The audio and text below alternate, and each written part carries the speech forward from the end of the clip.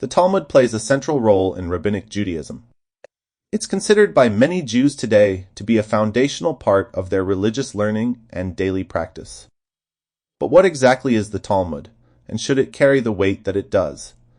The Talmud is not a single book, but a vast compilation of rabbinic discussions and rulings developed over centuries. It's made up of the Mishnah, written around 200 CE, and the Gemara, a commentary on the Mishnah completed a few hundred years later. Together, they're treated as part of what Rabbinic Jews call the oral Torah, believed to have been passed down alongside the written commandments given to Moses. However, this belief isn't accepted by all Jews. Karaite Jews, for example, do not accept the authority of the oral Torah. We believe that the only divine law is the written Torah, the 5 books of Moses. To us, the Talmud is a human document. It may contain historical insights and debates, but it is not the Word of God. This matters because many of the teachings found in the Talmud go beyond or even contradict the plain meaning of the Torah. For example, where the Torah says to bind these words as a sign upon your hand, Rabbinic Judaism creates detailed rules about tefillin, small boxes strapped to the body. Karaites see this as a metaphor, meaning to remember and internalize God's law, not to invent rituals not found in the text. The Talmud also influences how Jewish law is taught in schools.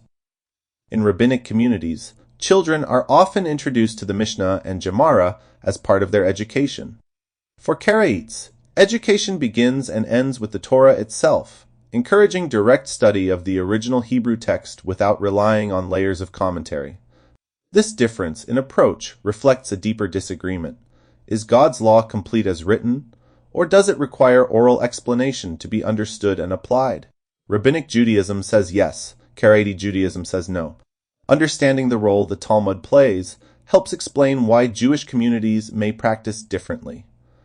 For those raised in rabbinic tradition, the Talmud shapes daily life. But for Karaites, the Talmud is a historical record, not a divine guide. Each person must decide for themselves.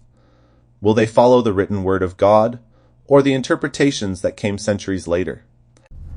Curiosity is a natural human trait, but are you a member of Judaism and been asked questions that felt less like curiosity and more like a challenge? From author Matt Moore comes a powerful and thoughtful response in his book, What Does the Bible Have to Say? Refuting the Christian missionaries' claims, available on Amazon.